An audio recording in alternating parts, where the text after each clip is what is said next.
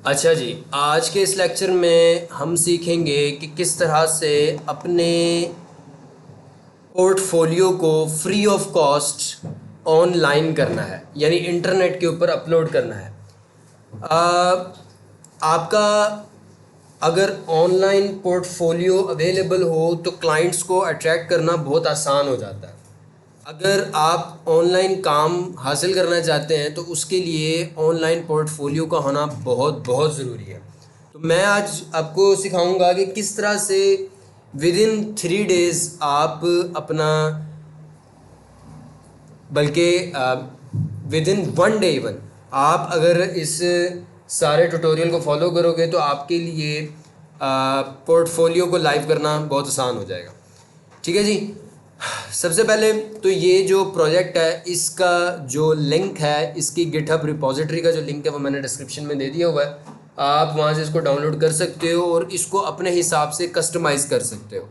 इसको रन कैसे करना है, आपने सबसे पहले इस प्रोजेक्ट को यानी गिटहब से डाउनलोड कर लेना है, फिर इसको एंड्रॉयड स्टूडियो में ओपन करना है। एंड्रॉयड स्टूडियो में ओपन करने के बाद आपने टर्मिनल खोलना है। टर्मिनल में आपने फ्लटर पबगेट की कमांड रन करनी है। इससे क्या होगा कि आपके तमाम पैकेजेस जो हैं वो डाउनलोड हो जाएंगे। और अच्छा जी, फ्लटर पबगेट की कमांड रन करने के बाद अगर आप अपनी फ्लटर वेब एप्लीकेशन रन कर रहे हो और आपकी वेब एप्लीकेशन में इमेजेस इन्वॉल्व हो तो आपने यहाँ से रन नहीं करनी अपनी एप्लीकेशन को, आपने यहाँ से रन करना है, टर्मिनल से रन करना है। और जिस कमांड से रन करना है, Flutter run D Chrome web renderer, हाँ मेरे ख्याल यही थी, वेब रेंडरर HTML जी, मेरे ख्याल है ये कमांड है। इससे क्या होगा जी, अगर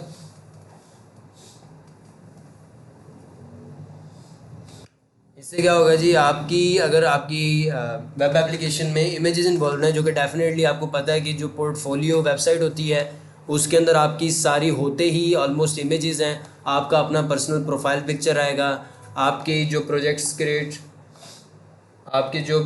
क्रिएट हुए हैं, जो आपने किए हैं, उन प्रोजेक्ट्स की डिटेल्स उस पोर्टफोलियो के ऊपर शो होगी। ताकि क्या है जी, जो आपका क्लाइंट है, जब आप जो उसे लिंक भेजो तो वो उस लिंक के ऊपर क्लिक करे और आकर आपका पोर्टफोलियो देख सके, आपका प्रोफाइल पिक्चर देखे, आपके सारे प्रोजेक्ट्स लिंक्स देखे, उसको एतमाद हो जाए कि ये बंदा फ्रॉडलेंट नहीं है, यानी कोई क्या है जी, कोई फ्रॉडिया नहीं है, आपका काम करेगा और आपको इंशाल्लाह रिज़ल्ट देगा। तो इस मकसद की फुलफ़िलमेंट के लिए हम अपने पोर्टफोलियो को हमेशा अपलोड करते हैं वेबसाइट के ऊपर।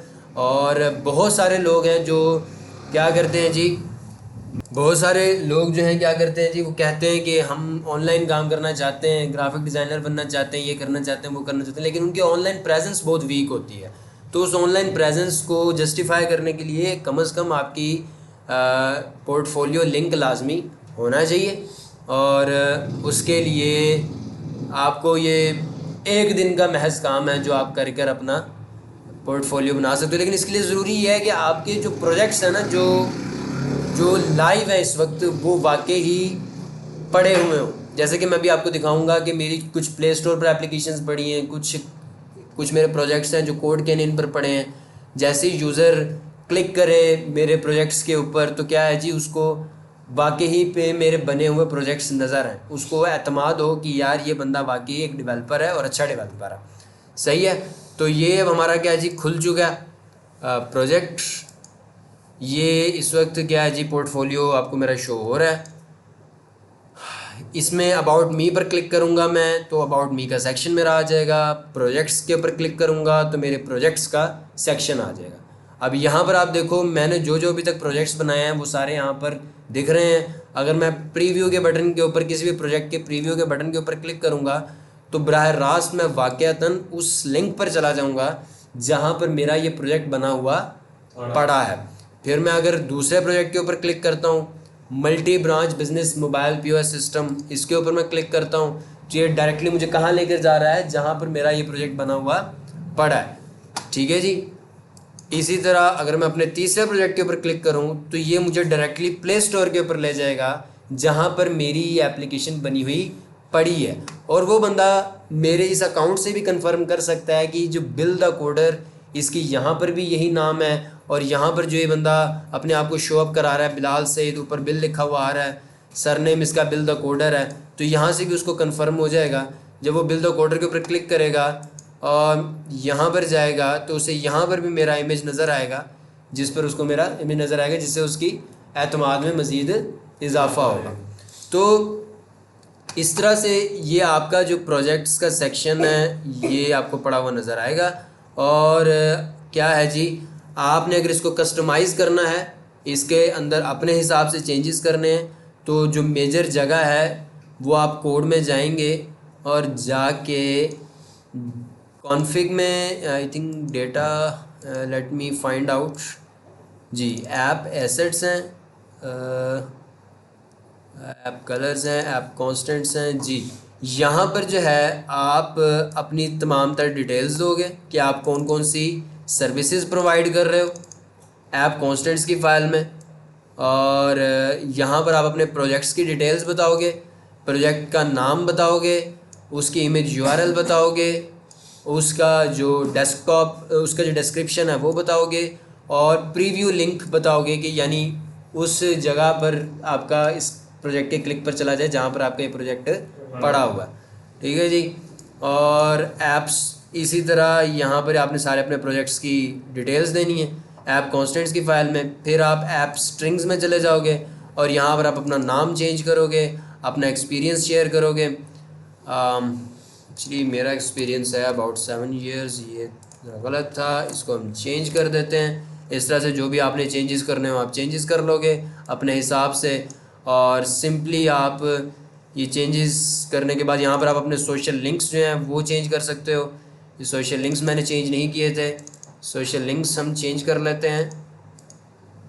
मेरे पोर्टफोलियो लिंक्स पड़े हुए हैं, ये मैं इस टेक्स्ट को खोलता हूँ और अपने सोशल लिंक्स यहाँ से मैं कॉपी करूँगा और वहाँ जाकर मैं क्या करूँगा जी, पेस्ट करूँगा। ये मेरे पड़ा हुआ है स्टैक ओवरफ्लो का लिंक, मैं इस स्टैक ओवरफ्लो के लिंक को करूँगा कॉपी, वापस जाऊँगा अपने यहाँ पे, यहाँ पर स्टैक ओवरफ्लो का नहीं पड़ा हुआ तो लिंक्डइन का देख लेते हैं।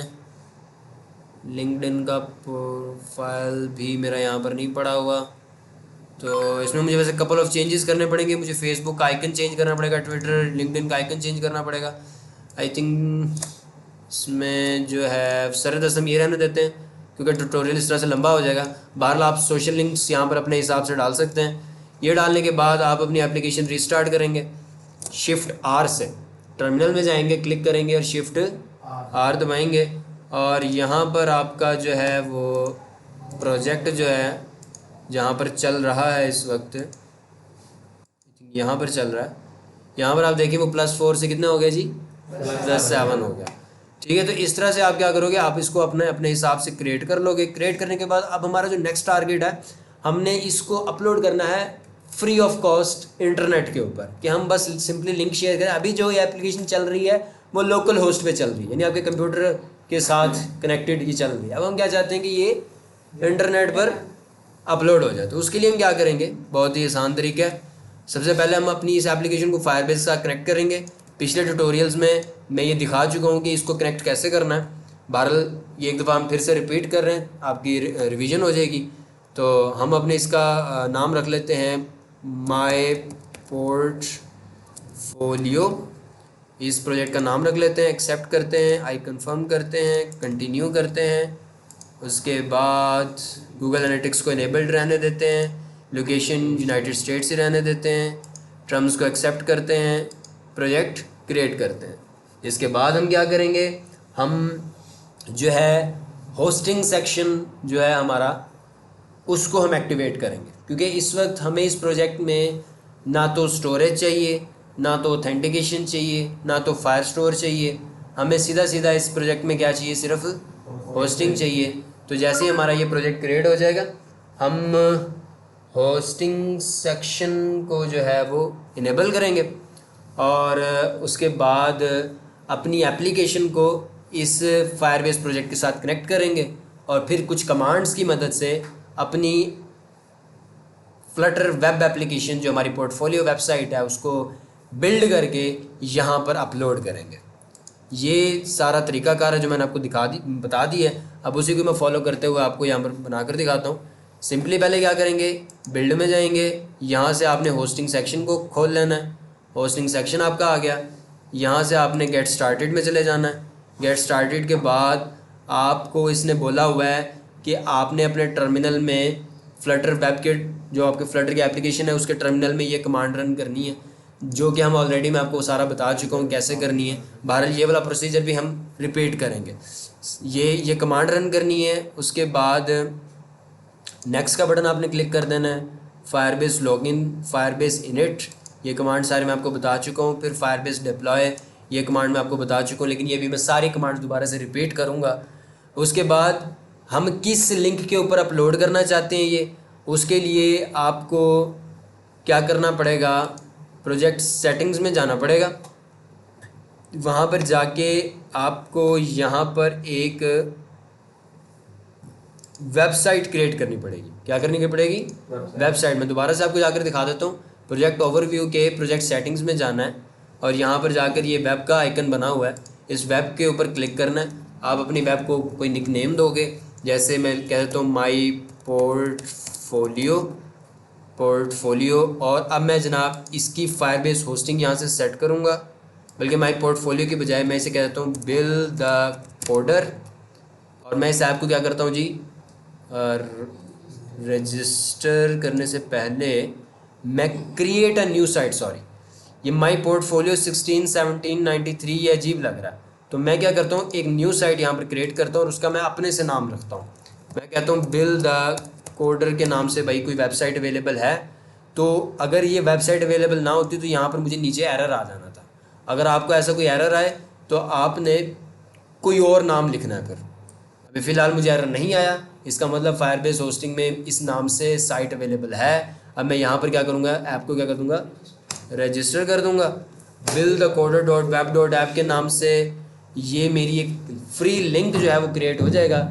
अब जब भी किसी को मैंने इस पर मैं अपनी वेबसाइट को अपलोड करूँगा और जब भी किसी क्लाइंट को मैंने भेजना होगा अपना पोर्टफोलियो, अपनी सीवी भेजनी होगी, तो डायरेक्टली मैं उसे build the coder dot web dot app के लिंक को भेज सकूँगा। बहरहाल इन द एंड मैं आपको ये चीज़ें दिखाऊँगा कि करते हुए। तो अभी फ़िलहाल इसको भी आपने नेक्स्ट क्लिक कर देना है, इसको भी आपने नेक्स्ट क्लिक कर देना है। और ये जो बात है ये बात भी मैं आपको कर कर दिखाऊँगा। यहाँ पर जो बात लिखी हुई है वो भी कर कर दिखाऊँगा। फ़िलहाल इस सारी चीज़ को मैंने इग्नोर किया। अब अगर आप प्रोजेक्ट ओवरव्यू पर जाओगे तो यहाँ पर आपको एक वेबसाइट क्रिएट हुई नज़र आ रही है बिल्ड द कोडर के नाम से, ठीक है। तो अब हमने क्या करना है, इसको हमने इसके ऊपर अब अपनी पहले फ्लटर एप्लीकेशन को फायरबेस के साथ पहले कनेक्ट करना। अगर हम अपने इस बिल्ड द कोडर की होस्टिंग पर अपनी एप्लीकेशन को अपलोड करना चाहते हैं, जो कि हमने बना ली है, इधर अपलोड करना चाहते हैं, तो हमें क्या करना पड़ेगा, पहले अपनी फ्लटर एप्लीकेशन को फायरबेस के साथ कनेक्ट करना पड़ेगा। तो मैं अब जाऊंगा अपने कोड में, जो कि मेरा ये एंड्रॉयड स्टूडियो का पड़ा हुआ है। अब कनेक्ट करने के लिए जो सबसे पहला तरीकाकार होता है वो आपको पता है कि आपका जो आपके पास एक तो Node.js विंडोज़ में इंस्टॉल होना चाहिए। याद रखिएगा Node.js आप किस तरह से कर सकते हैं, यहाँ से आप जाएंगे और Node.js विंडोज़ लिख के ये आप यहाँ से क्लिक करेंगे और यहाँ से आप Node.js को 64 बिट सिस्टम है तो 64, 32 बिट सिस्टम है तो 32 बिट, यहाँ से आप क्लिक करेंगे और फिर सेटअप को इंस्टॉल कर लेंगे। आपके सिस्टम में Node.js इंस्टॉल हो जाएगा और उसकी निशानी ये होगी कि इंस्टॉल हो गया है कि नहीं। टर्मिनल में आप जाओगे, टर्मिनल में जाके आप यहाँ पर लिखोगे node वर्जन, आपको यहाँ पर कमांड रन होती हुई नज़र आएगी हर हाल में, ठीक है। उसके बाद आपने जो, और साथ ही आपका npm वर्जन भी इसके साथ ही इंस्टॉल हो जाना चाहिए।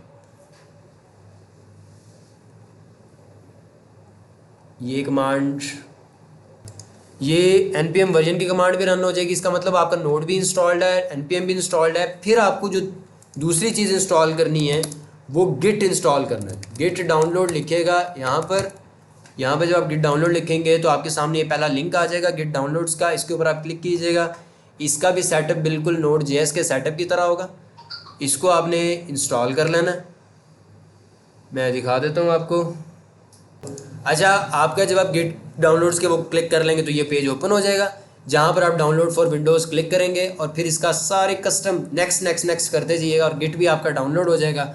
और गिट डाउनलोड हो जाने की निशानी क्या होगी कि टर्मिनल आप ओपन करेंगे और git dash dash version click करेंगे, आपका जनाब ये भी हो जाएगा। उसके बाद अगर आपका एंड्रॉयड स्टूडियो चल रहा होगा तो आप उसको बंद कर कर दोबारा चलाएँगे। दोबारा चलाने के बाद आपका एंड्रॉयड स्टूडियो खुल जाएगा और अब आपके टर्मिनल में सारी कमांड्स रन होने के लिए तैयार खड़ी होंगी। अच्छा जी, ठीक है। अब आपका गिट इंस्टॉल हो गया, नोड इंस्टॉल हो गया, npm इंस्टॉल हो गया। नोड हमने इंस्टॉल किया था ताकि हमारी npm की कमांड्स रन हो सकें, ये npm वर्जन की वगैरह वगैरह कमांड्स रन हो सकें। जिस तरह आपकी फ्लटर वर्जन की कमांड्स रन होती है ना, फ्लटर वर्जन पर आप करते हो तो फ्लटर वर्जन की ये आ जाता है। अगर आप अकेला फ्लटर करोगे तो सिर्फ फ्लटर की जो सारी कमांड्स अवेलेबल होंगी वो सारी की सारी आपको शो हो जाएंगी। ये देखो, ये सारी फ्लटर की कमांड्स अवेलेबल हैं। ये इसमें से जो हम मोस्टली फ्लटर की कमांड यूज़ करते हैं वो अपग्रेड की यूज़ करते हैं, डाउनग्रेड की यूज़ करते हैं, डॉक्टर, क्लीन, ये हम सारी क्या हैं जी, फ्लटर की कमांड्स रन करते हैं, यूज़ करते हैं। इसी तरह अगर आप अकेला npm लिखेंगे तो npm एंटर प्रेस करेंगे तो npm की भी जो जो कमांड्स अवेलेबल होंगी वो आपके सामने यहाँ पर शो हो जाएंगी। आप npm की ये डिफरेंट कमांड्स जो हैं वो यूज़ करते हैं, npm install, specifically npm help. लेकिन इस वक्त अब हमने क्या करना है, हमने इसके अंदर अपने npm के अपने फायरबेस को इंस्टॉल करना है, क्योंकि हमने अपनी एप्लीकेशन को फायरबेस के साथ कनेक्ट करना है। तो हमारे पास फायरबेस भी मौजूद होना चाहिए। जिस तरह हम फ्लटर की कमांड्स रन कर सकते हैं, इस तरह से हम फायरबेस की भी कमांड्स रन कर सकें।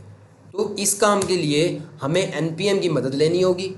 npm इंस्टॉल जी फायरबेस, जी से मुराद है ग्लोबली, कि भाई फायरबेस को मेरे पूरे सिस्टम में npm की मदद से इंस्टॉल कर दो। अब मैं एंटर प्रेस करूँगा, उसके बाद क्या होगा जी, मेरी जो फायरबेस की CLI है वो इंस्टॉल हो जाएगी।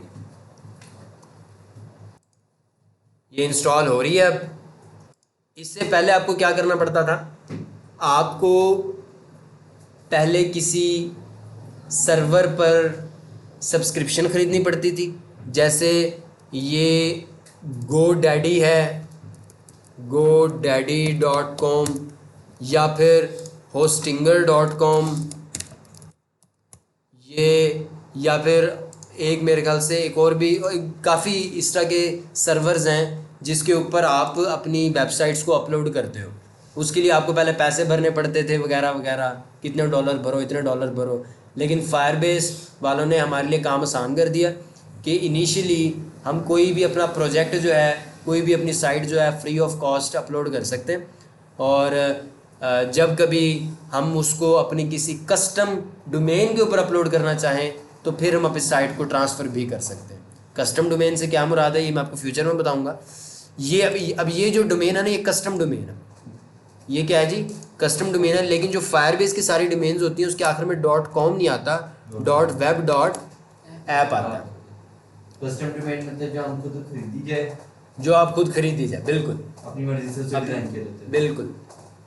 और जो फायरबेस की डोमेन्स हैं वो भी आप एक किस्म के अपने हिसाब से रख रहे हो। तो जिस तरह बिल द कोडर मुझे मिल गई है, लेकिन उसके आखिर में .com नहीं आएगा, .web.app आएगा।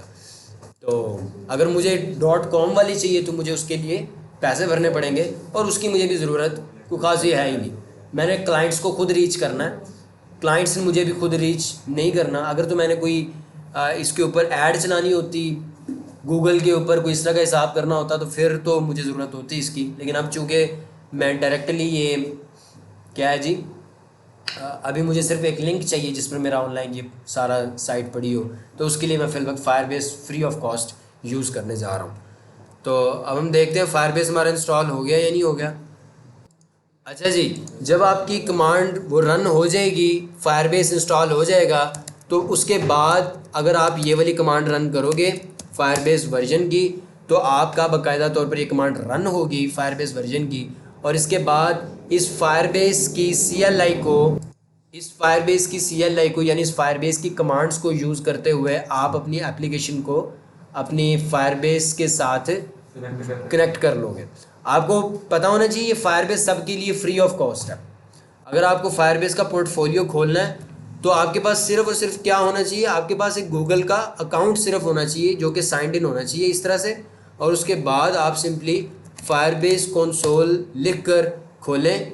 ये फायरबेस कंसोल का पहला लिंक खोलें, उसके बाद ऑटोमेटिकली यहाँ पर गो टू कंसोल आपको लिखा हुआ नज़र आएगा। आप गो टू कंसोल के ऊपर क्लिक करेंगे, यहाँ पर आपको फ्री में आपका पूरा डैशबोर्ड आपको मिल जाएगा फ्री में। ये माई पोर्टफोलियो का प्रोजेक्ट ऑलरेडी हम क्रिएट कर चुके हैं जो कि यहाँ पर खुला भी हुआ है। तो अब यहाँ पर हम क्या कर रहे हैं जी, फायरबेस को अपनी एप्लीकेशन के साथ कनेक्ट कर रहे हैं फॉर सम रीज़न। अच्छा जी, देख लें आपके सामने ये हमारा फायरबेस का वर्जन लिखा हुआ आ गया। ये हमारा क्या है जी, लेटेस्ट वर्जन है फायरबेस का जो इस वक्त इसमें इस्तेमाल हो रहा है। अब मैं क्या करूँगा, मैं अपने इस प्रोजेक्ट में फायरबेस को इनिशलाइज करूँगा, फ्लटर के इस प्रोजेक्ट में फायरबेस को इनिशलाइज करूँगा, जिसके लिए मैं कमांड रन करूँगा फायरबेस इनिट, एंटर प्रेस करूँगा।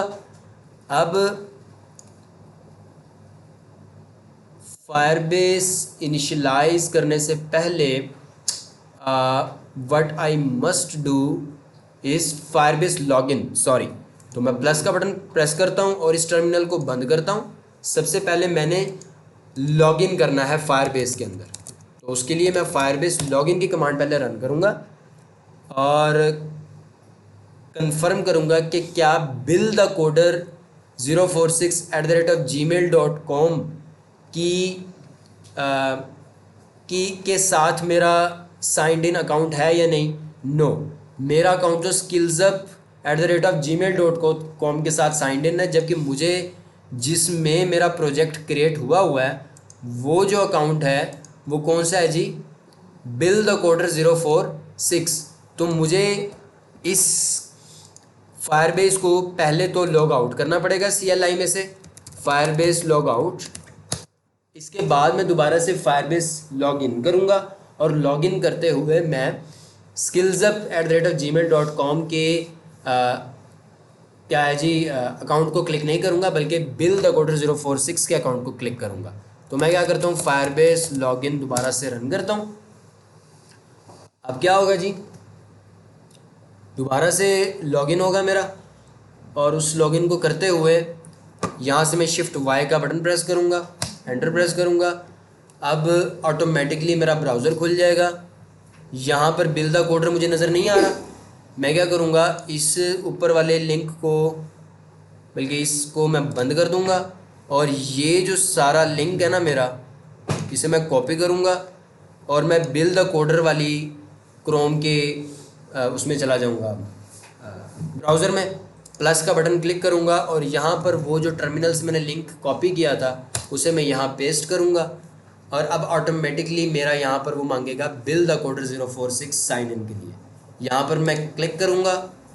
अब जो यहाँ पर मैं कंटिन्यू का बटन क्लिक करूँगा, यहाँ पर मैं अलाउ का बटन क्लिक करूँगा और मेरा फायरबेस CLI लॉगिन सक्सेसफुल हो जाएगा। अब मैं अगर अपने प्रोजेक्ट में वापस जाऊँगा तो आपको यहाँ पर लिखा हुआ नज़र आएगा, क्या है जी, बिल द कोडर 046 क्या है जी, वो लॉगिन हो गया है। अब अगर मैं फायरबेस लॉगिन दोबारा से एंटर प्रेस करूँगा तो आप देखोगे कि जो मेरा अकाउंट है वो किसके साथ लॉग्ड इन है, बिल द कोडर 046 के साथ। ठीक है जी। अब आप देख रहे हो कि इससे पहले जो हमारा अकाउंट लॉग्ड इन था वो कौन सा था, skillsup@gmail.com। लेकिन अब जो हमारा अकाउंट लॉग्ड इन है वो कौन सा है जी, बिल द कोडर 046, क्योंकि जो हमने प्रोजेक्ट क्रिएट किया है वो किसके फायरबेस कंसोल में पड़ा हुआ है, वो बिल द कोडर के में पड़ा हुआ है। अब फाइनली हम क्या करेंगे, हम अपने प्रोजेक्ट को इनिशियलाइज करेंगे फायरबेस को इसके अंदर, फायरबेस इनिट। अब हम धड़ल्ले से फायरबेस इनिट कर सकते हैं क्योंकि हमें पता है कि अब हमारा फायरबेस किसके साथ कनेक्टेड है, बिल द कोडर के साथ। अब मैं एंटर प्रेस करता हूँ,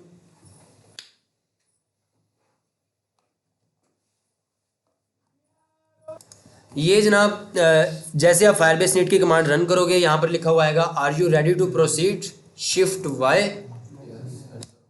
उसके बाद अब हम क्या इसके साथ अटैच करना चाहते हैं, ना तो फायर स्टोर अटैच करना चाहते हैं, ना फंक्शन अटैच करना चाहते हैं, सिर्फ हम होस्टिंग अटैच करना चाहते हैं। तो मैं स्पेस का बटन दबाऊंगा इधर और एंटर प्रेस कर दूंगा। अच्छा जी, जब आपका ये प्रोजेक्ट सेटअप हो जाएगा तो उसके बाद वो आपसे पूछेगा कि आपने एग्जिस्टिंग प्रोजेक्ट सेलेक्ट करना है या नया प्रोजेक्ट सेलेक्ट करना है। तो आपको पता है कि हमने एग्जिस्टिंग एक प्रोजेक्ट क्रिएट किया हुआ है, तो हम एग्जिस्टिंग प्रोजेक्ट के ऑप्शन पर क्लिक करेंगे।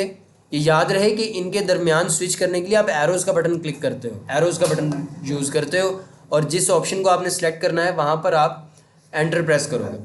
जो लास्ट वाले ऑप्शन थे जहाँ पर मल्टीपल ऑप्शन हम सिलेक्ट कर सकें, वहाँ पर आप स्पेस का बटन यूज़ करते हो क्लिक करने के लिए, चूज़ करने के लिए। जहाँ पर एक ही ऑप्शन आप अवेलेबल ऑप्शंस में से क्लिक कर सकते हो, वहाँ पर आप डायरेक्ट एंटर का बटन प्रेस करोगे।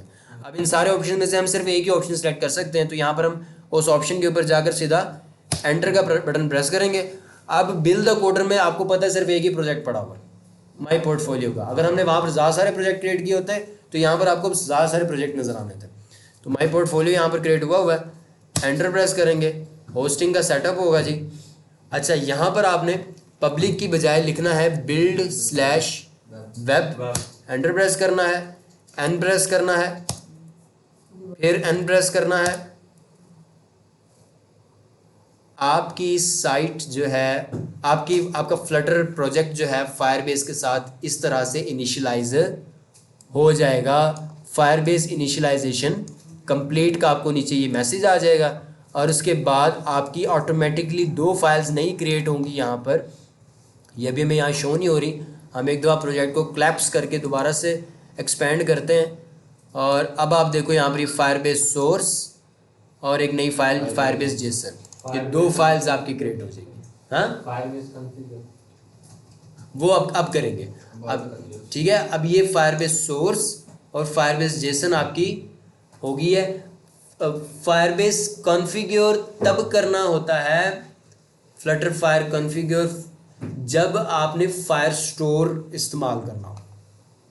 जब आपने फायरबेस का फायर स्टोर डेटाबेस इस्तेमाल करनी हो, तो फिर आप मेरा वो लेक्चर जो 2 है ना फायरबेस का, ये 3rd लेक्चर चल रहा है, लेक्चर 2 आप वो देख सकते हो। उसमें मैंने आपको बताया किस तरह से आपने फ्लटर फायर कॉन्फ़िगर की कमांड रन करनी है। उससे पहले आपको डार्ट की कमांड रन करनी पड़ेगी, जिससे आप फ्लटर फायर की CLI को एक्टिवेट करोगे। लेकिन अब इस ट्यूटोरियल में हमें सिर्फ और सिर्फ होस्टिंग रिक्वायर्ड है, तो होस्टिंग के लिए आपको वो सारा प्रोसीजर फॉलो नहीं करना पड़ेगा। अब जो प्रोसीजर आपने यहाँ तक कर लिया है सिर्फ यही करोगे। इसके बाद आपने अपनी इस क्रिएटेड वेबसाइट को बिल्ड करना। बिल्ड करने के लिए आपको कमांड रन करनी पड़ेगी फ्लटर बिल्ड वेब रिलीज। आप में से कोई बच्चा ये जो सारी कमांड्स हैं, जब ये ट्यूटोरियल्स देख रहा होगा तो बाकायदा ये कमांड्स क्या करेगा, लिखेगा, और हर कमांड का आगे आगे डिस्क्रिप्शन देगा कि ये कमांड इस काम के लिए, ये कमांड इस काम के लिए। मैं फिर वो आपका सारा पढ़ूंगा और बताऊंगा कि हाँ जी आपने सही लिखा है, जिसका गलत होगा उसको 10 रुपये एक गलती का जुर्माना होगा। ठीक है जी, ये कमांड है। इस कमांड को रन करने से पहले मैं आपको ये बिल्ड का फोल्डर दिखाना चाहूँगा। बिल्ड के फोल्डर में आप ये देख रहे हो, वेब के अंदर सिर्फ ये 2 फाइल्स पड़ी हुई हैं, लेकिन जब आप अब ये कमांड रन करोगे ना तो उसके बाद आपका ये वेब का फोल्डर भर जाएगा। एंटर प्रेस किया मैंने। अब क्या है जी, आपकी ये जो सारी आपने लिब के अंदर, ये जो लिब का फोल्डर है ना, इसके अंदर जो सारी कोडिंग लिखी हुई है, अब अल्लाह जिता साहब क्या करेंगे जी, जो आपके कंपाइलर साहब हैं, वो इस सारी फाइल्स को पढ़ेंगे, पढ़कर हिसाब किताब लगाएंगे, आपकी इस हाई लेवल लैंग्वेज को ऑब्जेक्ट कोड में कन्वर्ट करेंगे, यानी मशीन लैंग्वेज में कन्वर्ट करेंगे। जेसन फॉर्म में नहीं बेटा, लेवल ये लो लेवल लैंग्वेज होती है। ये जब आप आहिस्ता आहिस्ता कंप्यूटर साइंस की मज़ीद चीज़ें पढ़ेंगे तो आपको पता चलेगा। तो मकसद बात करने का सादा सी है कि ये जो है ना, अल्लाह ताला साहब आपकी एक बिल्ड फोल्डर क्रिएट कर देंगे। उस बिल्ड फोल्डर को फिर हम अपलोड कर सकते हैं या तो फायरबेस के ऊपर, या फिर ये जो मैंने आपको दूसरी साइट्स बताई थी, ये होस्टिंगर की, ये गोडैडी की, यहाँ पर भी आप अपनी सिर्फ ये जो बिल्ड फोल्डर की फ़ाइल है ना उठाकर वहाँ पर बस रख देते हो और आपकी साइट लाइव हो जाती है। खैर अभी मैं वो गोडैडी और होस्टिंगर का तो नहीं बता रहा, मैं अभी आपको सिंपली बता रहा हूँ कि फायरबेस के ऊपर अपनी इस बिल्ड फोल्डर को कैसे अपलोड करते हैं। तो अभी आपको नीचे नज़र आ रहा है compiling lib/main.dart for the web. ये क्या कर रहा है, कंपाइल कर रहा है आपकी lib/main.dart फाइल को। सही है, बात समझ आ रही है? अल्लाह देता साहब यानी कंपाइलर साहब आपके इस पूरे कोड को पढ़ रहे हैं और उसका एक बिल्ड फॉर्म क्रिएट कर रहे हैं। वो एक किस्म का आपका एक प्रोडक्ट तैयार होकर पड़ा हुआ होगा, उसको फिर आप उठाकर इंटरनेट पर रख दोगे और वहाँ से आप लिंक buildthecoder.web.app रन करोगे और आपकी एप्लीकेशन लाइव हो जाएगी। अभी मैं आपको दिखा देता हूँ, ये देखो ज़रा, यहाँ पर मैं अगर buildthecoder.web.app रन करूँ ना तो यहाँ पर आपको नज़र आएगा कि साइट नॉट फाउंड, कि अभी इसके ऊपर साइट नहीं पड़ी हुई। लेकिन जब हम ये प्रोसीजर कंप्लीट कर चुके होंगे तो आपको नज़र आएगा कि हमारी ये जो साइट है ना, ये जो लोकल होस्ट पर हम यूज़ कर रहे थे, ये साइट वहाँ पर चल जाएगी। तो ये हमारा एंड्रॉयड स्टूडियो कहाँ गया, ये यहाँ पर ये क्रिएट हो रहा है। जैसे ही क्रिएट हो जाता है तो हम इसको अपलोड करना शुरू करेंगे। ये अब आप देख सकते हो कि lib/main.dart अब आपका कंपाइल्ड हो चुका है। अब अगर आप ऊपर जाकर देखो ना, वो वेब का फोल्डर जो बिल्कुल जिसमें 2 फाइल्स थी, अब आप उसमें देख रहे हो कितनी फाइल्स ऐड हो गई, काफ़ी ज़्यादा देख रहे हो, काफ़ी ज़्यादा फाइल्स ऐड हो गई उसमें, जिसमें ये आपका आइकन है, ये आपके एसेट्स में ये आपकी सारी चीज़ें उसने बड़े तरीके से बना के रख दी है। खुद ही उसने सब कुछ खुद ही बना दिया, सब कुछ उसने खुद ही। अल्लाह ताला ने ना हमारी सारी जो हमारी कोडिंग थी उसको उसने पढ़कर उसका एक उसने पैकेट सा बना के मॉडलाइज नहीं बेटा, आप समझे नहीं, तो कोई नहीं, टाइम के साथ समझ आएगी। मकसद बात करने की, आपका उसने पूरी कोड का पैक बना के वेब के फोल्डर में लाकर जनाब रख दिया है। अब मैं आपको याद होगा, जब मैं फायरबेस के साथ इनिशलाइज कर रहा था ना, तो मैंने एक जगह पर पब्लिक की बजाय build/web लिखा था। लिखा था ना build/web, ये इसी मकसद की लिखा था कि अब जब मैं प्रोजेक्ट को अपलोड करूंगा ना तो वो कहाँ से फोल्डर उठाएगा, मेरा बिल्ड के अंदर से वेब के अंदर जो सारी चीज़ें पड़ी हुई हैं ये उठाकर कहाँ रखेगा, फायरबेस के ऊपर रखेगा। जब हमने कोई भी चीज़ अपलोड करनी होगी पोर्टफोलियो पे, हाँ जी, तो कहाँ से करेंगे? पोर्टफोलियो पे अपलोड करनी पड़ेगी। आप यहीं पर ही सारा दोबारा से अपना कोड कस्टमाइज़ करेंगे, दोबारा से फ्लटर बिल्ड वेब की कमांड रन करेंगे, हो जाएगा, और उसके बाद दोबारा से फायरबेस पर अपलोड करेंगे। अब आप देखो यहाँ पर मैं पहले आपको दिखाना चाहता हूँ कि यहाँ पर माई पोर्टफोलियो में अगर आप जाएंगे ना और होस्टिंग सेक्शन में जाएंगे तो आपको यहाँ पर लिखा नज़र आ रहा होगा buildthecoder.web.app waiting for your first release. अभी यहाँ पर हमारी वो जो फाइल्स है ना वो अपलोड नहीं हुई। अब हम क्या करेंगे जी, फायरबेस के साथ हमारा कनेक्ट भी हो गया है, हमारी फ्लटर एप्लीकेशन बिल्ड भी हो गई है। अब सिंपली हमने डिप्लॉय करना है, हमने अपने कोड को फायरबेस के ऊपर डिप्लॉय करना है।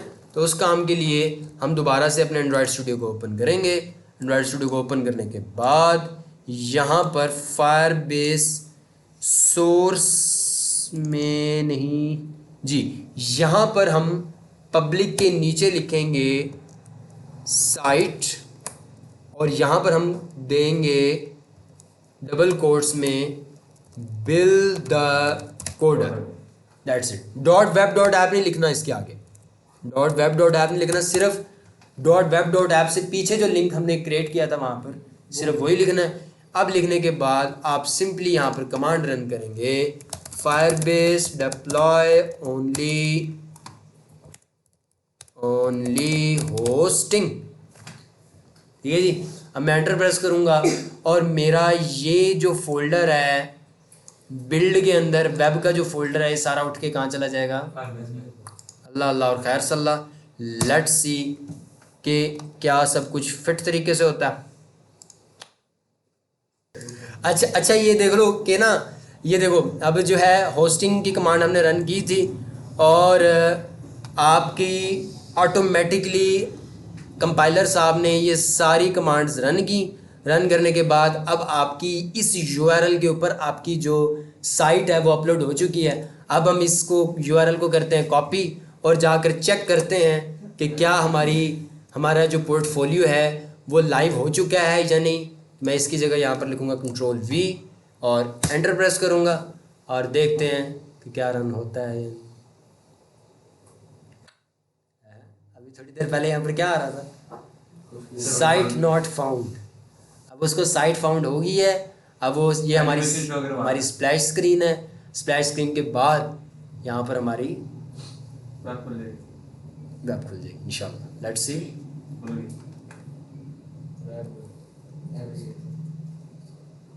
अभी यहाँ पर एक एरर आ रहा है। एरर क्या आ रहा है कि हमारे इमेजेस शो नहीं हो रहे। तो इस मसले को हल करने के लिए हमें क्या करना पड़ेगा, कोई बता सकता है?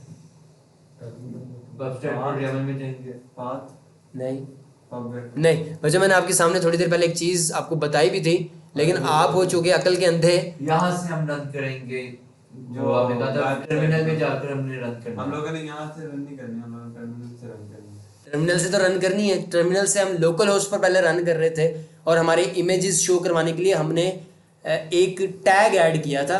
वो टैग में डालना यहाँ भूल गया, तो मैं आपको कर दिखाता हूँ।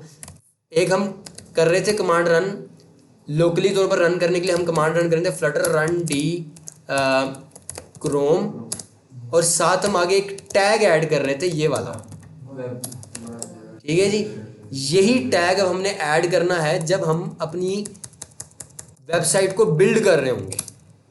Flutter build web renderer HTML और साथ एक टैग ऐड कर देंगे रिलीज का। अब हमारी टोटल कमांड जो होगी वो ये होगी। अब मैं एंटर प्रेस करूँगा।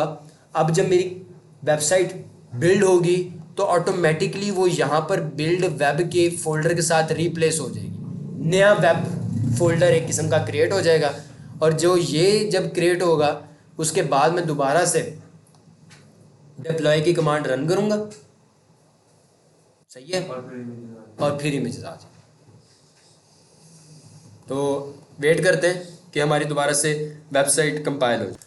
अच्छा जी, आपकी ये क्या है जी, वेबसाइट कंपाइल दोबारा से हो गई है। अब मैं दोबारा से वही ऊपर वाली कमांड रन करूँगा, फ्लटर डिप्लॉय ओनली होस्टिंग की। ये बाय डिफ़ॉल्ट किधर अपलोड हो जाएगा? बिल्ड द कोडर के ऊपर अपलोड हो जाएगा। अगर मैंने अपने एक प्रोजेक्ट में 3-4 वेबसाइट्स क्रिएट की हुई है ना, तो मैंने यहाँ पर बिल्ड द कोडर नहीं दिया हुआ, तो मैं यहाँ पर डायरेक्ट यहाँ पर कॉलन डाल के यहाँ पर लिख सकता हूँ बिल्ड द कोडर। इस तरह से पता चल जाएगा फायरबेस को कि ये जो वेबसाइट है ये बिल्ड द कोडर के ऊपर अपलोड करनी है। एंटर प्रेस करता हूँ तो अब क्या होगा जी, मेरा ये वेब दोबारा से अपडेट हो गया, और बिल्ड वेब की वजह से, वेब रेंडरर HTML की वजह से, और अब मैं उसको दोबारा से बिल्ड द कोडर के ऊपर अपलोड कर रहा हूँ। और अब जो हमारी ये जब हमारी यहाँ से अपलोड हो जाएगी तो हमारा ये जो एरर आ रहा है यहाँ पर कि मुझे इमेजेस नहीं शो हो रहे, ये इमेज का जो मसला है ना ये ख़त्म हो जाए। सही है, तो तब तक वेट करते हैं जब तक हमारे क्या है जी ये शो नहीं हो जाता। एंड्रॉयड स्टूडियो ये अपलोड हो रहा है अभी। अच्छा जी, ये देख रहे हो आप कि दोबारा से वेबसाइट अपलोड हो गई है। अब मैं वापस जाता हूँ और यहाँ पर इसको बंद करते हैं, कहाँ गया, यहाँ पर जाकर एंटर प्रेस करते हैं और अब चेक करते हैं अगर हमारी यहाँ पर वहाँ से अब हमारी दोबारा से अपलोड हो गई है। लेकिन अगर आपको यहाँ पर इमेजेस ना नज़र आए तो आप एक और चीज़ ट्राई कर सकते हो। Ctrl+Shift+N दबाकर आप इनकॉग्निटो मोड ऑन करोगे और यहाँ पर अपना लिंक पेस्ट करोगे और यहाँ पर ट्राई करोगे देखने की, हो सकता है यहाँ पर आपके इमेजेस अपलोड हो जाएं। कंट्रोल शिफ्ट एंटर से भी कौन सा मोड ऑन होता है? इनकग्निटो मोड, इसके अंदर कोई भी हिस्ट्री मेंटेन नहीं हुई होती फ्लटर किसी भी वेबसाइट्स की। मतलब आप कुछ भी इसके अंदर सर्च करोगे, इदरीस जैसे लोगों को ये बहुत काम आता है, ठीक है। आपकी कोई भी सर्चिंग होती है, सर्फिंग होती है, वो शो नहीं होती, उसकी हिस्ट्री मेंटेन नहीं होती, कंट्रोल शिफ्ट एंटर। ठीक है। ये बाज़ का ना थोड़ा सा टाइम लेता है अपलोड, मतलब रिप्लेस होने में, साइट के रिप्लेस होने में बाज़ का थोड़ा टाइम लेता है। तो अभी इसको हो जाना चाहिए।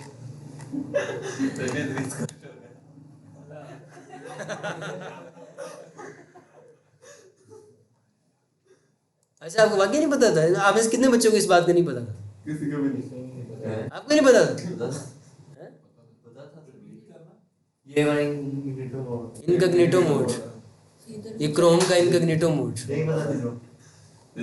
हाँ, ये एक इमेज शो हुआ अभी, आई थिंक अब दूसरा भी इमेज शो हो जाएगा। ये आगे आगे आगे आगे आगे आगे सारी आपकी तरफ मेरे वाला, मेरी प्रोफाइल पिक्चर शो हुई है। चलिए आहिस्ते से कर दिया आपने जो आपके प्रोजेक्ट्स की पिक क्या शो हो रही है? बता बच्चे को प्रोफाइल पिक्चर नहीं शो हो रही, बाकी सारी पिक्चर्स शो हो गई हैं। और प्रोफाइल पिक्चर ना शो होने की रीज़न देखने के लिए हम इंस्पेक्ट में जाएंगे, इंस्पेक्ट में जाके कंसोल में जाएंगे और यहाँ पर चेक करेंगे कि भाईजान हमारी जो इमेज है वो क्यों नहीं शो हो रही। तो यहाँ पर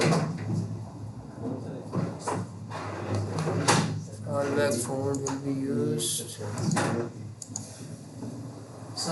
अच्छा, बाकी सारे इमेजेस जाओ, ये सारी इमेजेस शो हो गई हैं, लेकिन किसी वजह से हमारी वो दूसरी इमेज नहीं शो हो रही। बहरहाल मकसद कहने का ये है कि जो इसका हमारा असल मकसद था वो परफॉर्म हो गया है।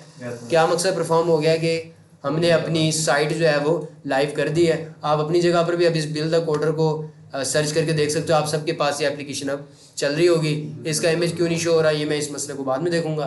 बहरहाल हमारे ट्यूटोरियल कंप्लीट हुआ, आप लोगों को पता चल गया कि किस तरह हम फ्री ऑफ कॉस्ट अपनी जो है वो वेबसाइट अपलोड करते हैं। मेरे ख्याल से अब तक मैं कोई 20 से ज़्यादा वीडियोस बना चुका हूँ, लेकिन मैंने कभी आज तक ये नहीं कहा सब्सक्राइब माई चैनल, क्योंकि मैं ये नहीं समझता कि सब मैंने यूट्यूब से अर्निंग करनी है। मेरा कोर जो एस्पेक्ट है अर्निंग का वो on the behalf of my software है, इसलिए मैंने कभी ये नहीं कहा। लेकिन अगर आपका दिल करे तो आप सब्सक्राइब कर लीजिएगा, ताकि आपको क्या कहते हैं, आपको मेरी अगली वीडियो का नोटिफिकेशन आता रहे। चलो जी, ठीक है जी, ओके जी।